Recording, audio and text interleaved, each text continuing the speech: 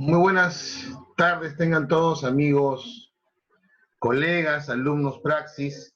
Bienvenidos a esta nueva experiencia Praxis el día de hoy, miércoles 15 de abril del año 2020. Agradecemos de antemano su participación, agradecemos su presencia el día de hoy. Analizar algunos aspectos jurídicos que nos competen en la actividad profesional y también en la actividad académica. Hay muchos alumnos que están presentes el día de hoy. Esta plataforma de Praxis tiene como finalidad, como ustedes muy bien saben, tiene como principal finalidad transmitir información académica, transmitir información profesional que nos ayude a ser cada vez más eficaces, cada vez más eficientes en nuestra carrera. La perspectiva de Praxis, como ustedes muy bien lo saben, es coadyuvar a su formación, coadyuvar a su capacitación, a su crecimiento profesional y también personal, con la finalidad de ser más competitivos en un mercado laboral que en realidad se ha transformado. Ustedes y en general todos estamos asistiendo a una transformación radical, radical en el Perú en realidad, pero en el mundo no tan nueva, de cómo se están prestando hoy día los servicios jurídicos. Tengan presente, señores, que luego de esta situación de emergencia nacional, una vez que acabe esto, es muy probable que nuestra situación de prestación de servicios jurídicos cambie radicalmente. Si estamos pensando nosotros que basta que acabe esto para volver a la misma situación de antes, estamos totalmente equivocados. No vamos a volver a la misma situación de antes. No va a ser lo mismo el sistema jurídico nacional. De ninguna manera. Eso que nos quede claro. Hemos cambiado radicalmente porque ha existido una especie de tormenta que ha modificado todas las relaciones interpersonales, las relaciones laborales, la situación económica y obviamente está, aunque nosotros no lo veamos todavía, pero va a ser así en los próximos meses, la manera como el Estado se está relacionando con el ciudadano. Por lo tanto, es muy probable, es altamente probable que en muy corto plazo las entidades del Estado, y por esto me refiero a municipalidades, me refiero a ministerios, me refiero al propio Poder Judicial, al Ministerio Público, comiencen a interactuar de una manera diferente con nosotros. De hecho, ya antes de iniciar la emergencia, la primera semana de marzo, una vez reiniciadas las labores jurisdiccionales después de vacaciones judiciales, los jueces dijeron, momentito señores, nuestro horario de atención en las mañanas a los litigantes ya no va a existir. ¿Y no va a existir por qué? Porque queremos evitar el contacto social. Por lo tanto, ya comenzaron esto a verlo en marzo, y lo más probable es que tengamos muy pronto un proceso judicial en general, digo judicial, no solo digo civil y penal, básicamente virtual, con un expediente virtual que ustedes ya saben ya existe como un proyecto a nivel procesal, a nivel civil y a nivel laboral, y que comiencen a virtualizarse hasta las mismas audiencias. De hecho, ya a nivel penal, las audiencias son realizadas de manera de teleconferencias. Por lo tanto, hay una radical transformación de la manera como vamos a ejercer nuestra profesión en los próximos meses. Y esto no es una novedad, esto va a ser así. El día de hoy, señores, tenemos un tema llamado estrategias legales para evitar el inicio de un proceso penal. En esta oportunidad nos acompaña el magíster Felipe Antonio Sala Segarra. Él es, aparte de un amigo personal, es un especialista en temas de derecho procesal penal y derecho penal. Cuenta con maestría en estas materias, además está cursando un doctorado en materia penal en la República Hermana Argentina. Su conocimiento es muy amplio, su experiencia es muy amplia, participa activamente en la defensa legal de instituciones públicas y también del mismo Colegio Médico del Perú, donde actualmente se desempeña, aparte de actividad privada. Y el día de hoy le hemos propuesto a él no un tema tradicional, sino una perspectiva diferente. Entonces, recuerden que la idea de un cliente o de una persona que esté inmersa en un tema penal es justamente evitarlo. Y evitarlo, claro, porque evidentemente no ha cometido pues, estas situaciones que se le pueden o se le quieren imputar. En esa línea de pensamiento, su deseo es salir lo más pronto de una situación de investigación preliminar y que no se aperture el inicio de un proceso penal. En esa línea, la charla del día de hoy, a cargo del doctor Salas, va a tener como objeto que nos cuente, que nos comente cuáles son aquellas estrategias o destrezas legales que permitirían salir rápidamente de una etapa de investigación preliminar. Obviamente, porque el tiempo es el gran tirano, una charla de este tipo va a estar restringida a lo que podamos trabajar en 1 hora y media aproximadamente de charla. Pero un tema de este tipo requiere mucho más tiempo y mucha más dedicación académica, por lo que es muy probable que en las próximas semanas estemos aperturando un curso justamente sobre esto. ¿Ok? Como ustedes ya saben, estas telecapacitaciones que brindamos nosotros son absolutamente gratuitas. Lo único que le pedimos a ustedes es que por favor nos den un like en nuestras redes sociales. Es para nosotros muy importante contar con su apoyo en este sentido. Es muy importante para nosotros porque de esa manera nosotros vamos creciendo. Somos Praxis Capacitación, nos pueden encontrar a ustedes, nos pueden encontrar a nosotros en todas las redes sociales. Estamos en Facebook, en Instagram, estamos en YouTube. Nuestras charlas están siendo colgadas también en YouTube. Los invito a ustedes que vayan a nuestro canal de YouTube, se suscriban al canal de YouTube y puedan acceder a las charlas que tenemos ya colgadas y que hemos dictado en las últimas semanas. ¿Verdad? Tenemos varias charlas colocadas ahí, conferencias, masterclass, y ustedes pueden también acceder a ellas gratuitamente. Por favor, no se olviden de darnos un apoyo con su like en las redes sociales. Entonces, sin más preámbulos, señores, yo quisiera darle el paso al doctor Felipe Salas, que está también ahorita conectado con nosotros, está como todos nosotros desde su hogar, desde su domicilio, porque todos estamos pues en esta situación de cuarentena obligatoria, ¿no? Para todos es una situación un poco complicada. Entonces, Felipe, estamos acá, estamos escuchando, puedes activar tu audio. ¿Cómo está? Muy buenas noches, estimado doctor Rosario. Muy bien, buenas tardes, doctor. Encantadísimo nuevamente por la invitación a Praxis. Ya es una institución que tiene ya varios años, en la cual he tenido el gusto de participar en temas de litigación oral y otros, y de verdad encantadísimo estar con todas las personas que nos comparten hoy día. Correcto, Felipe. Entonces, sin más preámbulos, comenzamos tu presentación. Muy buenas noches con todos, soy Felipe Antonio Salas Segarra. Bueno, el doctor ya me ha presentado, con lo cual me siento muy halagado. Me pidieron hablar sobre estrategias legales para evitar un proceso penal. Esto es un tema amplio y de diversas perspectivas, ¿no? ¿Por qué hay diversas perspectivas? Porque cada abogado genera sus estrategias para poder, digamos, afrontar la defensa técnica de un cliente durante un proceso penal, ¿no?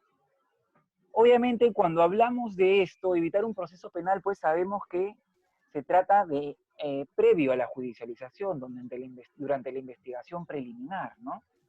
Durante la investigación preliminar. Entonces, prácticamente lo que buscamos es saber qué hacer desde el momento en que al imputado le llega, pues, la notificación en la que se le convoca a declarar, siendo un caso, digamos, de los habituales, porque también puede ser que le rompan la puerta y se dé un allanamiento y recién se entere con la notificación en el momento, ¿no? Pero sí, con la notificación, disposición o acto que realice el Ministerio Público en el que se le comunique al imputado que está siendo sometido a una investigación, ¿no?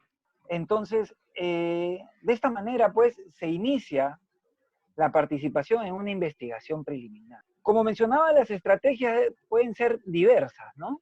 Sin embargo, lo principal aquí es ver la forma de poder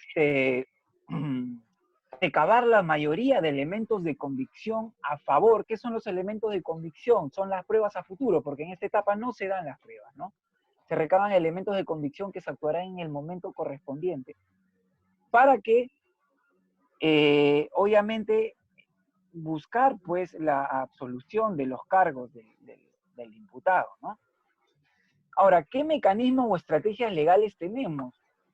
Considero yo que la principal estrategia legal, el principal mecanismo que nos ha aperturado, hablando del nuevo Código Procesal Penal, es la tutela de derechos, ¿no? ¿Y qué es la tutela de derechos? Es un requerimiento que hace el imputado al juez de investigación preparatoria de turno. Ojo, porque estamos hablando de una investigación preliminar de la violación de derechos fundamentales del imputado, ¿no? Estos derechos fundamentales se encuentran dentro del artículo 71, pues, del Código Procesal Penal. Yéndonos a la práctica, ¿no? He tenido varias oportunidades de defender algunas tutelas de derechos. Vamos a dar ciertos ejemplos, ¿no? Algunos ejemplos de cómo aplicar una tutela de derechos. Una empresa van a hacer una verificación de domicilio de la empresa y la policía se ve sorprendido por la participación de algunas personas o algo dentro de la empresa, inmediatamente llama al fiscal y el fiscal, sin autorización de las personas que se encuentran dentro, pues, del inmueble de esta empresa, entran, digamos, como se dice criollamente, a la prepo, a la fuerza, y empiezan a indagar y a obtener elementos de convicción, ¿no? Documentación de la peor manera, ¿no? De mala manera. Obviamente, ¿qué está primero aquí? Para actuar de esa forma en la que el fiscal no tiene una resolución judicial que le permite este allanamiento, porque era un allanamiento, la forma en la que se estaba allanando era la forma de allanamiento, tendría que haberse dado en flagrancia para que la haga sin solicitar la convalidación judicial o una convalidación posterior, ¿no? Entonces, obviamente acá hay una violación al derecho de domicilio, se están obteniendo pruebas ilícitamente, y es ahí donde uno da cuenta de esta situación, formula su requerimiento y lo presenta al juez de investigación de preparatoria de turno, ¿no? ¿Por qué? Porque durante la investigación preliminar los competentes en cada especialidad, ¿no? Del Poder Judicial, dígase crimen organizado, dígase anticorrupción o delitos comunes en provincia, tienen un juez de investigación preparatoria de turno que se hace cargo de este tipo de requerimientos en investigación preliminar, ¿no? Entonces, inmediatamente se hace el requerimiento, se ven las violaciones que se han dado y se presenta la solicitud ante este juez que nos va a convocar a una audiencia, ¿no? Justamente ahí tenemos el artículo 71, donde se prevé el tema de los derechos, lo estamos viendo en las diapositivas, gracias, doctor Rosario. Lo que hace el juez es convocar a una audiencia en la que el solicitante sustentará las violaciones que se han realizado en contra, pues, del imputado, y el Ministerio Público tendrá la oportunidad de que se le corra traslado y también brinde sus descargos. Ante este debate, el juez decidirá si declara fundada o no la tutela de derechos. ¿Cuáles son las consecuencias de que se declare fundada tu tutela de derechos? Primero, que se reponga el acto al estado anterior de la violación de este derecho, y lo segundo, que también es excluyente conforme al excluyente de material probatorio ilícito, ¿no? Conforme al acuerdo plenario 04 del 2010.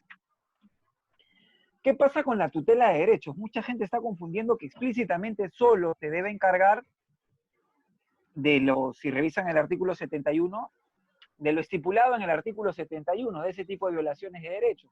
Pero esto no es así. Son estos derechos y derechos fundamentales, derechos constitucionales del imputado, ¿no? Entonces también tiene facultades excluyentes de excluir elementos de convicción, por ejemplo, que han sido obtenidos ilícitamente. Con esto, pues, es un golpe duro para el Ministerio Público si es que pretendía, de una forma tan suspicaz y rápida, obtener los elementos de convicción, ¿no? Las futuras pruebas, que por ahí había percibido, pero que no cumplió, pues, con las formalidades del caso, con lo que dice la norma, ¿no? Entonces, obviamente, si esos elementos de convicción hicieron al fiscal perder la razón y intervenir de esa manera, quiere decir que para él eran importantes. Y una estrategia, una destreza legal es saber manejar la tutela de derechos, porque con eso le estás recortando estas futuras pruebas al Ministerio Público y obviamente no va a tener con qué sustentar a futuro su formalización, ¿no? Es una situación bastante importante, como les digo. En este caso no solamente pasó eso, sino que el fiscal hizo toda esta situación, lamentable para él y lamentable para los operadores jurídicos porque es un mal ejemplo, ¿no? Sin, por ejemplo, tener una disposición que lo avale. El artículo 122 del Código Procesal Penal nos dice de que toda actuación del fiscal debe ser motivada previamente con una disposición. Es decir, si voy a hacer un allanamiento, tengo que tener una disposición en la que diga, ok, voy a allanar, ¿no? O voy a solicitarle al juez la autorización para allanar, o está en flagrancia esta situación, ¿no? Y voy a intervenir y después vamos a convalidar con el juez, ¿no? En este caso no había eso tampoco, no existía la disposición que motive el actuar del fiscal. No olvidemos que el Ministerio Público, su actuar se basa en disposiciones y en requerimientos. Sus requerimientos son para hacerle solicitudes al juez de investigación preparatoria, ¿no? Tales como son, por ejemplo, levantamiento del secreto de las comunicaciones, allanamientos, inmovilizaciones, etcétera, ¿no? Y, por ejemplo, en este caso teníamos esas dos cosas, que se metió al inmueble, el fiscal, sin ningún tipo de autorización, sin estar en flagrancia, sin una disposición que lo avale, simplemente porque la policía le dijo que había algo ahí que podía interesarse. Esa es una situación que se dio en este caso, que también la sustentamos, el pedido de tutela pues, de derechos del que hacemos mención. Otro caso, por ejemplo, y donde se avisora más esta situación de la tutela de derechos, un caso que me ocurrió en Ventanilla. Se dieron las declaraciones de unos testigos, de unos 3 testigos, en sede policial sin la participación del Ministerio Público. El director de la investigación y el código también lo solicita así, y ni siquiera un fiscal adscrito como era antes, sino el propio fiscal encargado de la investigación debe participar de todas las actuaciones que se den durante la investigación. En este caso, el policía, a su manera,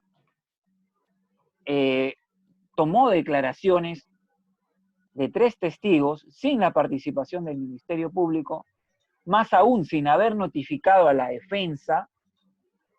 Ahora, el derecho a la defensa en una investigación o en un proceso penal, creo que es uno de los derechos maxime que se dan, ¿no? Máximos. Entonces, en este caso, pues tenemos, como les repito, ¿no? Como les decía, 3 testigos que declaran sin la presencia del fiscal y encima sin haber notificado a los abogados de las partes. Entonces, en esa situación también se presenta una tutela de derechos, ¿no? A pesar que esta situación, por ejemplo, lo del fiscal, lo de la no presencia del fiscal, no está en el artículo 71, como les hemos mencionado, existe diferentes jurisprudencia, como el Acuerdo Plenario 04 de 2010, el 02 del 2012, el caso PPK, hay muchísimos casos sobre las tutelas de derechos, en los que ya pues se ha sentado de que no solamente son explícitamente para lo del artículo 71, sino para cualquier violación de derecho fundamental, ¿no? Amparado en la Constitución, ¿no? Y tenemos pues, como vemos estos dos casos, esto acá, esta tutela de derechos se nos declaró fundada, se nos declaró fundada, y se excluyeron estas 3 declaraciones de los testigos, ¿no? Las cuales inclusive el fiscal, al tener poco tiempo más para seguir desarrollando su investigación, no las volvió a repetir, ¿no? Entonces, eso también consideramos es una destreza legal. Como les repito, la tutela de derechos es importantísima en lo que es el nuevo Código Procesal Penal para una defensa técnica, el saber manejarla, ¿no? Hay que estudiarla mucho y hay que estar a la vanguardia, ¿no? Con ella. Para los estudiantes un abogado defensor tiene que estar ahí presionando como no sé si ustedes han visto, Reina Maradona, muy clásico ella, ¿no? En el fútbol. Tenemos que respirarles en la nuca. A cada diligencia, a cada actuación que ellos hagan. Entonces, estas son experiencias, ¿no? Dentro de la práctica penal, del litigio. Como les digo, lo mayor que les puedo dejar es ejercer presión sobre cada diligencia, actuación del Ministerio Público y también los cuestionamientos respectivos, saber cómo hacerlos. O sea, la tutela es muy importante, estudien a fondo. O ya no solamente vamos a hablar de la tutela, porque estamos hablando de destrezas legales. Sin embargo, como podrán ver, y lo que atañe a mi experiencia profesional, a mí la tutela me ha dado muchos buenos frutos y me ha hecho realizar o llegar a situaciones de justicia justas, ¿no? Como en este caso, ¿no? En el que había un peritaje mal realizado y que en muchos casos se da, por ejemplo, con el doctor Rosario hemos trabajado en el colegio médico, las pericias pues que se realizan también ahí sobre temas médicos, hay gente que no es especialista en la materia, ¿no? Que ponen a un psiquiatra a hablar de temas de nefrología, de neurología, cuando ellos, o digamos de cardiovasculares, cuando ellos no manejan eso. Entonces, es así, esta es la realidad de las experiencias de los procesos penales, ¿no? O sea, si hay mucha gente condenada injustamente o luchando por sus procesos condenadas en primera instancia y prendiendo las velitas para que en segunda instancia, en un caso en el que claramente no deberían ser imputados, en segunda instancia la situación varíe, ¿no? Como vemos también que hay casos que hasta en la Suprema llegan y se llegan a revocar, ¿no? Entonces, por eso estas destrezas legales, y como les digo, lo importante de la tutela de derechos, se los dejo aquí para que puedan, pues, ¿no? Estudiarlo. Ahora solamente vamos a hablar de ciertos matices, de cosas introductorias y de experiencias, ¿no? A ver, doctor, si me ayuda con la siguiente diapositiva, por favor. Eh, Esta es una de las destrezas legales, ¿no? Ahora, en los casos, pues ustedes saben que en Lima todavía tenemos vigente, en Lima Centro todavía tenemos vigente el Código de Procedimientos Penales, ¿no? En estos casos, en la investigación preliminar, no hay, por ejemplo, el mecanismo de la tutela de derechos. Y lo que se tiene que hacer es prácticamente, no hay un juez de garantías, así que tienes que defenderte frente a tu persecutor, que es el fiscal, a la persona que te persigue, al sabueso hambriento con ganas de morderte, que está detrás tuyo. Tienes tú que pararte al frente y saciar esa sed que él tiene de, de persecución y darle a entender que no es así. Entonces, es un poco más difícil, ¿cierto? Sin embargo, cuestiones importantes aquí son, primero, por ejemplo, en los casos en los que hay pericias, ¿no? Pericias técnicas, inmediatamente que son contrarias a nuestra posición, inmediatamente contratar una pericia de parte, para que exista un debate pericial, ¿no? O para que existan dos posiciones en sede preliminar y el fiscal pueda entender, ¿no? Nuestra teoría del caso. También es importante en esta situación donde solamente nos defendemos con el mismo persecutor, o sea, tenemos que convencer al persecutor de que no nos persiga. Eh, También es importante las visitas constantes al Ministerio Público, hacerle entender las entrevistas, presentar todos los elementos de convicción suficientes y estar detrás, como lo dije, o sea, respirar en la nuca, ¿no?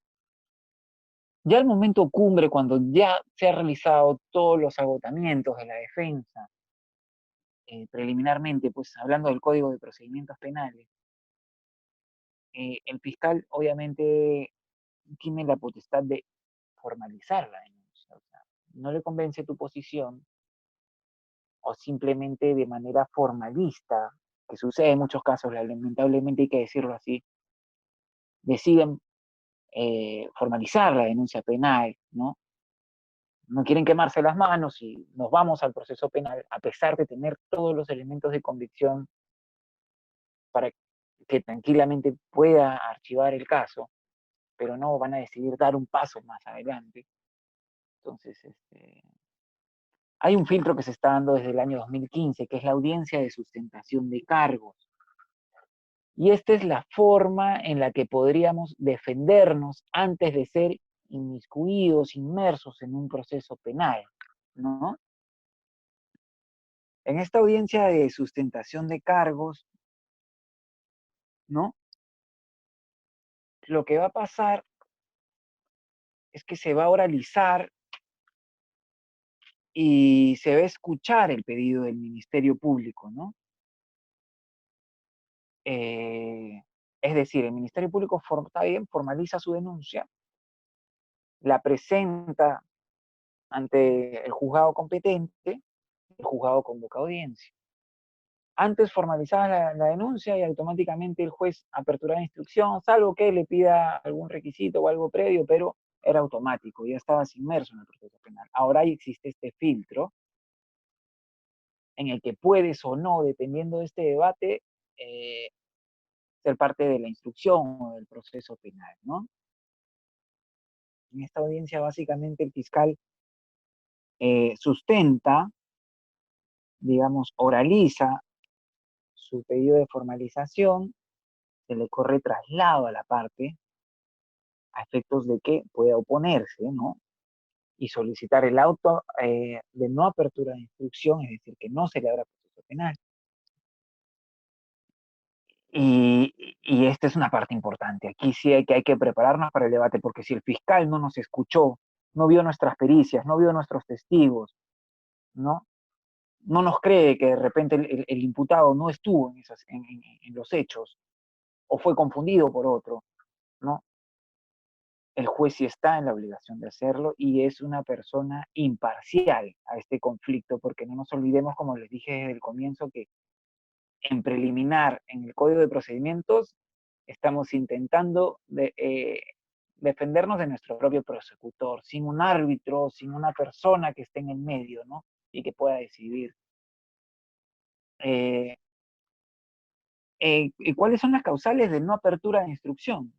Están en el artículo 77-A del Código de Procedimientos Penales. Básicamente son que el hecho el objeto de la causa no se realizó o no puede atribuirse al imputado, que el hecho imputado no es típico, no concurre en causas de justificación, ¿no? O de inculpabilidad o no punibilidad, que la acción penal se haya extinguido, haya prescrito, o no existen razonables posibilidades de incorporar datos nuevos a la investigación, o no hay indicios mínimos que vinculen al imputado con el hecho delictivo. Son 4 propuestas, ¿no? Primero, que el hecho no se haya realizado, ¿no? O no puede atribuirse al imputado, como decía en un comienzo. O sea, personas con físico parecido, me pasó en un caso una situación, no en esta etapa, pero personas con físicos parecidos, tumulto de personas, y se formaliza contra uno de ellos que ni siquiera estuvo ahí, estuvo cerca, conoce a las personas, pero no, pues, ¿no? Por ejemplo, era una pelea con arma blanca a orillas de la playa. Y, y, y mi patrocinado no estaba en las propias orillas de la playa, es decir, en el agua, sino estaba fuera con su enamorada, echados, y sí había ido con ese grupo de personas. Sin embargo, la policía cuando llegó arrasó con todos, los metió en la camioneta y todo el tema, y entonces mi patrocinado terminó siendo imputado, ¿no? O sea, por esta situación.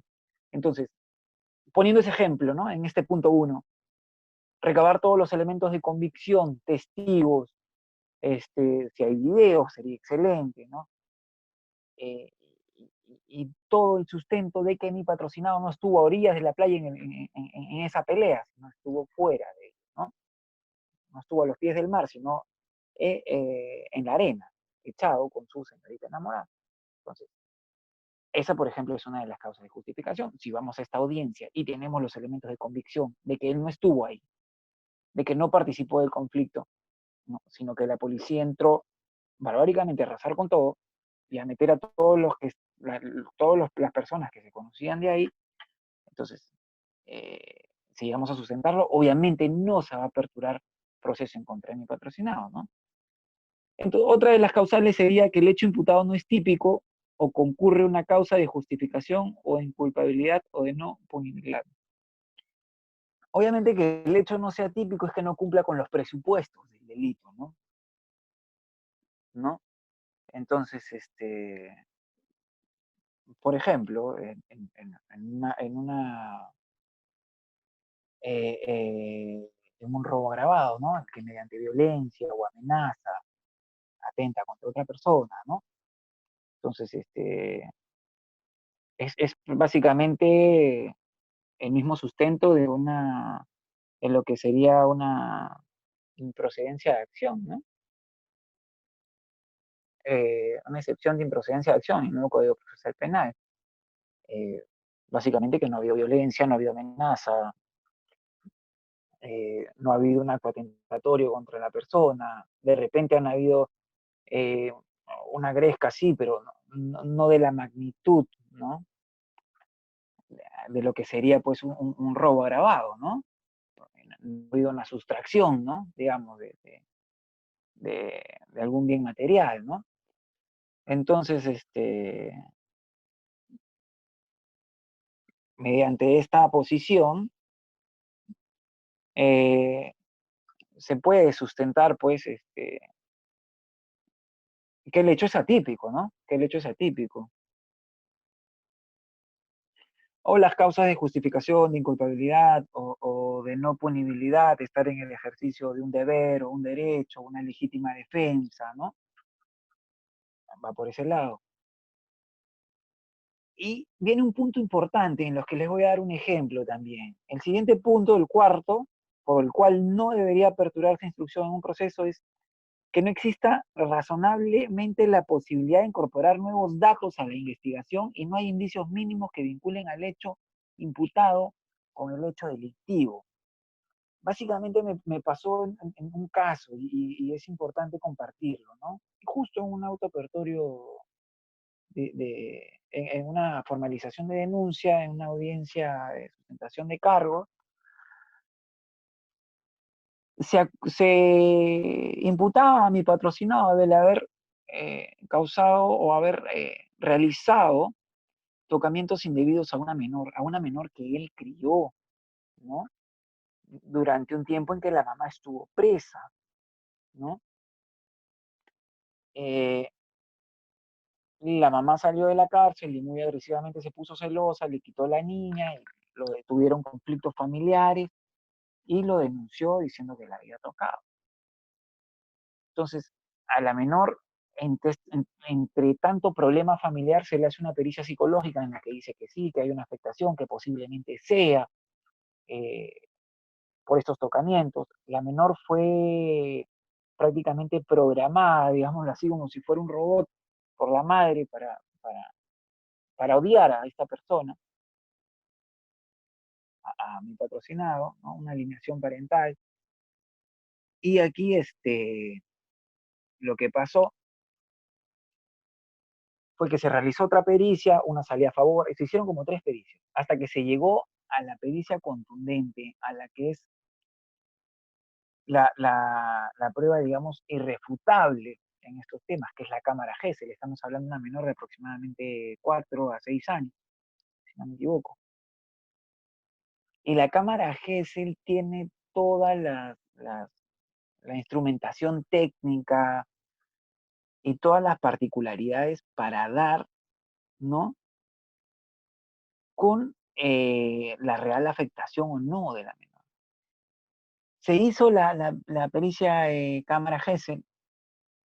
Para los que no han participado, es una pericia donde la menor se sienta en una salita tipo de nido, de juegos, con la psicóloga, se le ponen ciertos juguetes a la mano en los que se les puede desnudar, hacer que hagan actos sexuales y cosas, ¿no?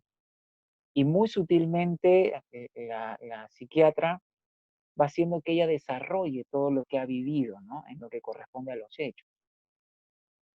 En esta salita hay una ventana que la niña no ve y esta ventana tiene como un polarizado y atrás de esa ventana está el fiscal penal, el fiscal de familia, ¿no? El abogado defensor, en este caso yo, ¿no?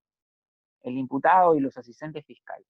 Y a través, la psicóloga tiene un audífono, a través de este audífono, la psicóloga va a realizarle preguntas a la menor, ¿no? Va realizándole preguntas a través de la psicóloga, o sea, le dice, pregúntale esto, ¿no? Pregúntale si no sé, si le tocó alguna parte íntima de alguna manera particular o la obligó a tener sexo oral, digamos, ¿no?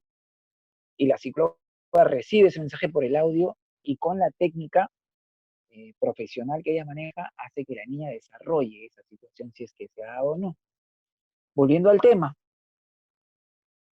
esta pericia, el informe de esta pericia de cámara Gesell nos arroja justamente lo que les menciono, que hay una alienación parental, que la menor está siendo afectada, pero por los problemas, por los golpes propios de su madre, por la exigencia de la madre, prácticamente de que odia a su abuelo, era su abuelo, era su abuelo, pero digamos, putativo, ¿no?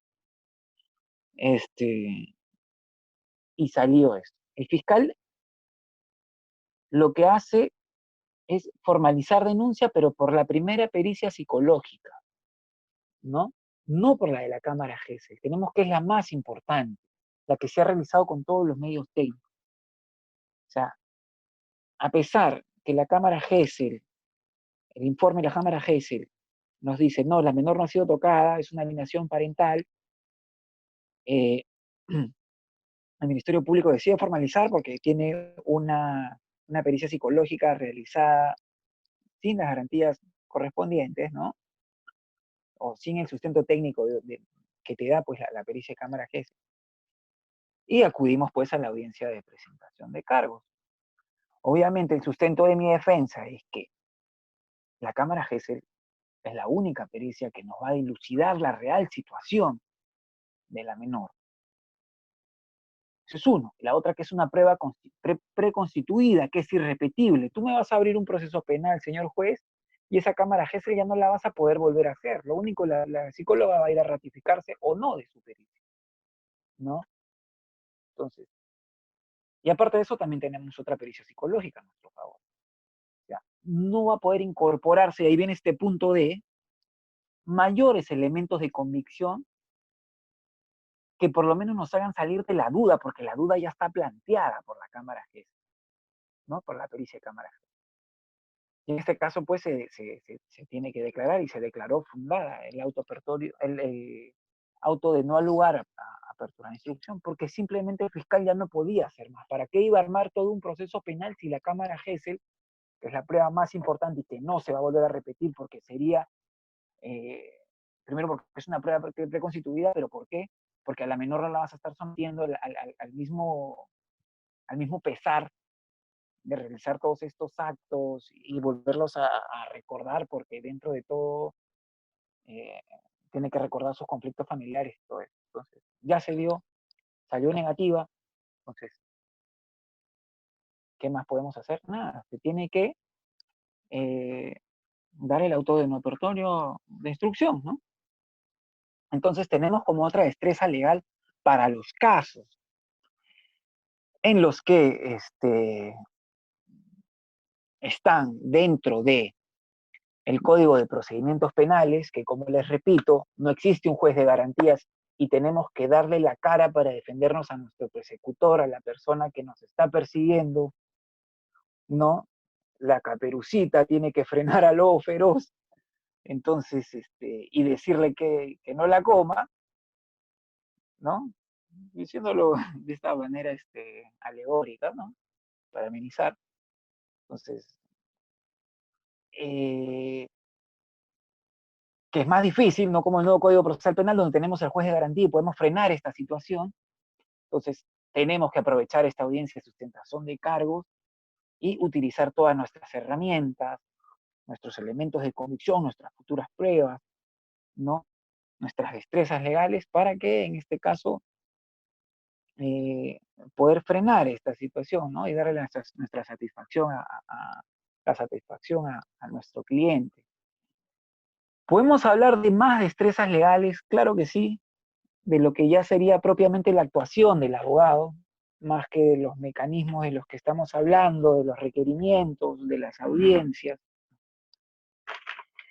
y de los que podemos hablar son básicamente de recomendaciones, por ejemplo, de participar uno como abogado. Sé que la mayoría de los que están participando de esta conferencia son estudiantes. Acuérdense de esto, por favor. Uno como abogado tiene que participar de todas las diligencias en las que se le convoque o las que pueda acudir, ¿no? Importante, declaraciones de testigos. Te van a notificar una disposición en la que dice a tal testigo se le convoca en tal fecha, a otro tal fecha y otro tal. Acudir, averiguar, escuchar. ¿Para qué? Para después preguntar y desacreditar, ¿no? Desacreditar al testigo si es que estuviera en contra de tu versión o la versión de tu patrocinado, ¿no? Y de ser favorable, fortalecer, utilizar, darle más preguntas que construyan, que edifiquen tu teoría del caso. Es importantísimo la participación, como les digo, en cada una de estas, ¿no? En la realización, en la juramentación, hasta en la juramentación de los peritos. Ya les expliqué la situación de la perito que era especialista tasadora, o sea, en el costo de inmuebles y no sabía nada de concreto. Entonces, si tú al momento de la juramentación le haces este cuestionamiento, la matas. Y muy por el contrario, el fiscal va a tener que tomar una medida, ¿no? Antes de que realice esa perita. Entonces, muy importante participar de todas las diligencias de testigos, de peritos, ¿no? Investigar también y cuestionar también las documentaciones. Por ejemplo, en uno de los casos del colegio médico se le acusa por haberle dado de alta a una médico que yo defiendo, a un paciente que luego falleció, pero y llegamos hasta control de acusación, eso bueno, lo tomé cuando yo estaba en control de acusación, y el fiscal en toda la investigación no se había dado cuenta que el sello, el papel y el sello que da de alta no era de mi patrocinada, y toda su imputación se basaba en eso. Entonces, estas son las situaciones que pasan, hay que estar muy pendiente de cada situación que se da durante la investigación, ¿no? Porque si no, miren, pueden llegar a un control de acusación, a un juicio, y en algunos casos hay mucha gente inocente también condenada, ¿no? Es importante prepararnos para asumir una buena defensa, para dejar que estas situaciones no pasen. Como les digo a mi cliente, el ingeniero, definitivamente si dejábamos pasar ese peritaje, él muy probablemente hubiera estado condenado, ¿no? O por lo menos hubiera pasado una prisión preventiva por algún tiempo. Entonces, estas son las situaciones pues, que se dan dentro de los procesos penales. Mis consejos, ya le digo, siempre la participación, observar bien los documentos, cuestionar los documentos, recabar todos los elementos de convicción, testigos, si el vecino estuvo por ahí y dio algo que está a tu favor, todo suma, todo suma y todo hay que utilizarlo como armas, son nuestras armas, los elementos de convicción, nuestras herramientas. Entonces, ahí después que les dejo, ahí en las diapositivas están estos tips legales correspondientes a eso, ¿no? Si les dije visitar, en los casos sobre todo del Código de Procedimientos, que el persecutor del delito es el que va a decidir, y que no tenemos ningún tipo de juez de garantías o alguien que filtre su actuar, entonces tenemos que ir constantemente a darle a entender nuestra posición, a mostrarle nuestros documentos, nuestros peritajes. Visitar al fiscal es importante en la defensa, ¿no? Muy importante. Tiene que ser una defensa muy proactiva. Hay que caminar bastante, hay que salir, hay que manejar. Bueno, en estas épocas estamos un poco complicados ahora con el coronavirus, pero es así. O sea, en mi experiencia creo que me conozco todas las fiscalías y los juzgados de Lima. Muchas veces he dejado enterrado mi carro porque hay que subir arenales, hay que tener esa potestad, esas ganas de litigar, de hacer las cosas, ¿no? Es un consejo que les dejo. ¿No? Hay que mancharse los zapatos, ¿no? Desde practicantes, muchos de ustedes deben ser practicantes, nos ponemos nuestro ternito, salimos y nos vamos a distintas ciudades, donde no, perdón, a distintos distritos donde no hay pistas y nos embarramos los pies y todo. El abogado no deja de embarrarse los pies, el abogado litigante, ¿no? Entonces, esta es una introducción, unos tips, algunos mecanismos que nos sirven de destrezas legales para dejar de afrontar un proceso penal, tal como me pedía el doctor Rosario, ¿no? Si todo sale bien, si realizamos una buena defensa técnica, si cumplimos con toda esta situación, vamos a tener una defensa óptima y lo más probable es que, obviamente, ¿no? Si se da la situación tal cual, eh, vamos a tener por lo menos van a ver que hemos sudado la camiseta, ¿no? Nuestro patrocinado y de ser así también vamos a tener un buen resultado, ¿no? La solución del mismo, ¿no? Entonces, en ciertos casos, porque hay casos también donde no se les puede engañar a los clientes, ¿no? Inclusive hay ciertos casos donde es muchísimo más recomendable llegar a una terminación anticipada que le va a dar un beneficio al imputado cuando ya tiene todo en su contra, ¿no? No podemos tapar el sol con un dedo a veces tampoco. Entonces, ni tampoco engañar al patrocinado, decirle que vas a salir libre cuando tienes todos los indicios en tu contra, ¿no? Entonces, eso es una posibilidad también. Pero es la última, ¿no? Nosotros vamos a pelear siempre por la absolución de nuestros clientes y vamos a estar pendientes de cada situación, cada violación de derecho, error o circunstancia del Ministerio Público que nos favorezca en nuestra defensa. Y es así, esto ha sido un matiz, un corolario de lo que posiblemente vamos a realizar con el doctor Rosario en las próximas semanas.